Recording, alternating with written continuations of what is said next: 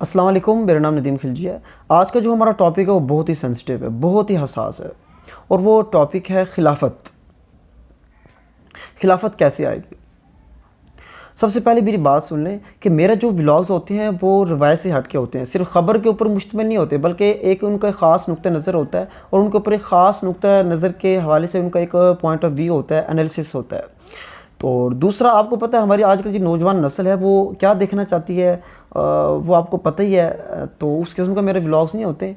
तो मेरे असल में बताने का मकसद ये है, कुछ लोग हैं जो मेरे जो व्लॉग्स को कुछ 1-2 मिनट देख के, 1.5 मिनट देख के, कुछ सेकंड देख के और रुफू चक्कर हो जाते हैं। मेरी उनसे गुजारिश है भाई, या तो आप मुझे अनसब कर दें या फिर आप जो है पूरे व्लॉग्स को सुने, ताकि आपको इसके अंदर ऐसा इंटरेस्ट पैदा हो, इन चीज़ों में इंटरेस्ट पैदा हो। तो क्योंकि जब पूरा व्लॉग सुनेंगे आपको खुद ही इसके अंदर इंटरेस्ट पैदा हो जाएगा, क्योंकि ये भी हमारी ज़िंदगी का बहुत अहम हिस्सा है, इससे हम अलग नहीं रह सकते।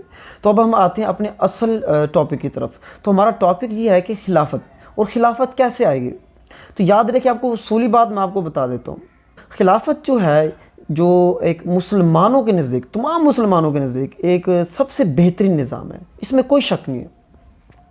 वो निज़ाम जो आप सल्लल्लाहु अलैहि वसल्लम ने उसकी बुनियाद रखी, और उसके बाद जो खुलफ़ाए राशिदीन आए, हमारे जो खुलफ़ाए राशिदीन हैं, और जो उससे बेहतर निज़ाम दुनिया में ना कभी आया है और ना ही शायद कभी आए, इस पे हमारा बिल्कुल ईमान है। उसकी ख्वाहिश करना, उसके बारे में सोचना, उसकी बातें करना भी, ये भी हमारा दीन का हिस्सा है। लेकिन यहाँ इख्तलाफ है, हमारा इख्तलाफ खिलाफत पे नहीं है, जो मुसलमानों का इख्तलाफ खिलाफत पर नहीं है, बल्कि उसके खिलाफत लाने के तरीक़ाकार पर है। अब मैं आपको बताऊं, इसके बेसिकली 4 जो है ना खिलाफत लाने के तरीक़ाकार हैं। या खिलाफत से हमारा जहन में रखें, हम इस्लामी निज़ाम की बात कर रहे हैं, या हम और दूसरा पाकिस्तान के अंदर बात कर रहे हैं, तो उसकी खिलाफत लाने के 4 तरीक़ाकार हैं। कौन से मैं आपको पहले बता देता हूँ। एक है जिहाद, कहते हैं कि जिहाद से आएगी। दूसरा कहते हैं नुसरत से आएगी। तीसरा कहते हैं ये जमहूरियत से। और चौथा है दावत। ये 4 तरीक़ाकार है जिनके थ्रू कहते हैं कि इन 4 तरीक़ों से जो है ना खिलाफत आएगी। याद रखें, मेरी जो कुछ हमारे खिलाफती भाई हैं जो बहुत बड़े दावेदार हैं खिलाफत के, उनसे मेरी जब भी गुफ्तगू होती है वो अक्सर इस बात पे बड़ा ज़ोर देते हैं। उनको एक कहते हैं कि खिलाफत आएगी जिहाद से। वो कहते हैं पहला जो पॉइंट जिहाद, कहते हैं जिहाद से आएगी। अब सवाल तो उठता है ना, जिहाद से आएगी तो किसके खिलाफ जिहाद बनता है ना सवाल, किसके खिलाफ? काफिरों के खिलाफ या अपने मुसलमान हुक्मरानों के खिलाफ? अगर हम काफिरों के खिलाफ जिहाद करते हैं तो वो तो आपको जाना पड़ेगा अफ़गानिस्तान में, कश्मीर में, फ़लस्तीन में। अगर आप अपने मुसलमानों के हुक्मरानों के खिलाफ जिहाद की बात करते हैं तो वो अगर आप पाकिस्तान की सपोज बात कर रहे हैं तो वो तो फिर आपको, अब मुझे बताएं, आप अपने मुसलमानों के खिलाफ, हुक्मरानों के खिलाफ हथियार उठाएंगे? वो कैसे?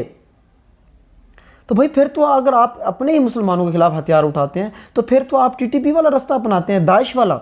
फिर तो आप TTP में, दाइश में और आप में कोई फ़र्क नहीं है। मैंने कहा भाई ये मुझे समझ नहीं आता, ये तो बिल्कुल आप, इसका मतलब आप मुल्क में फसाद फैलाना चाहते हैं, फितना फसाद। नहीं भाई, इंतशार, ये नहीं हो सकता। ये तरीक़ाकार तो बिल्कुल पाकिस्तान के अंदर तो बिल्कुल हो ही नहीं सकता, ये तो भूल ही जाए। और कोई शरीयत, इस्लाम है, चैलेंज से कहता हूँ, इस्लाम में और शरीयत में इसकी भी इजाज़त भी नहीं है। दूसरा तरीक़ाकार है नुसरा। कुछ लोग कहते हैं, बल्कि वो खिलाफती भाई ही कहते हैं, जो हमारे जो उसके दावेदार हैं, कहते हैं नुसरा से आएगी। फिर वो थोड़ा सा वो चेंज कर लेते हैं ना अपने आप को, थोड़ा सा आ जाते हैं जिहाद से नुसरा की तरफ आ जाते हैं थोड़ी सी। कहते हैं नुसरा से आएगी। नुसरा क्या चीज़ है?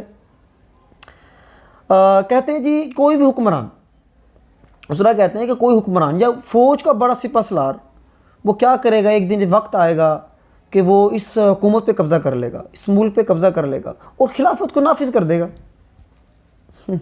बड़ी अजीब बात है। मतलब कोई भी मुल्क का हुक्मरान, ताकतवर हुक्मरान या सिपह सलार, जिसे आप चीफ ऑफ आर्मी स्टाफ कह लें, वो मुल्क पे कब्ज़ा कर लेगा, मार्शल लॉ लाएगा और मुल्क के अंदर खिलाफत को नाफिज कर देगा। मैंने कहा भाई मुझे ये भी समझ नहीं आ रहा। ये बिल्कुल, अगर हो सकता है ऐसे आ जाए, मुमकिन है, लेकिन मुझे नहीं लगता कि ऐसी खिलाफत जो है 1 दिन से भी ज़्यादा चलेगी। मैंने कहा ये नहीं, कुछ और बताएं। खैर, इनके जो बेसिक जो 2 पॉइंट, जो हमारे जो खिलाफती भाई हैं, जो उनके ये दो इनके तरीक़ाकार होते हैं, अक्सर यही जिक्र करते हैं। तीसरा जो है वो है हमारे जमहूरी भाई, जो कहते हैं जमहूरियत के थ्रू आएगा।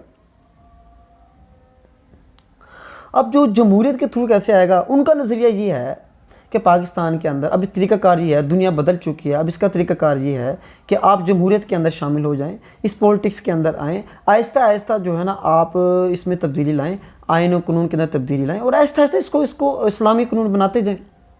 फिर वो मिसाल जैसे तुर्की में तैयब अर्दोगान कर रहा है, मलेशिया में है, तो जैसे तैयब अर्दोगान जो है ना तुर्की के अंदर जैसे लाया है, वहाँ ऐसा ऐसे इस्लाम की तरफ ला रहा है, वहाँ सोच उनकी ऐसी परवान चढ़ा रहा है, जैसे ड्रामे जो ड्रामा बना के ताकि जो है ना उनकी सोच ऐसी बने।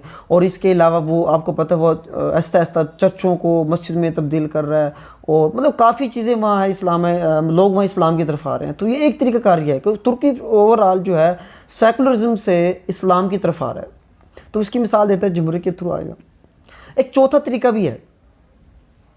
चौथा तरीका जो है इसमें दावत से आएगा कि अब मुसलमानों को दावत दें, मतलब सपोज अगर पाकिस्तान की 22-23 करोड़ आवाम है तो उनको अब दावत दें, हर फर्द को दावत दें, उनको ऐसी खिलाफत कि उनको कहें कि ऐसा दावत देते जाएं और उनको कहें किसी चीज़ में जमहूरियत में ना आए, वोट ना डालें, सब हराम है, उसमें ना आए, दावत देते जाएं। और एक वक्त आएगा कि सारे मुसलमान पक्के मुसलमान मोमिन बन जाएंगे और फिर क्या होगा, खुद ब खुद खिलाफत कायम हो जाएगी।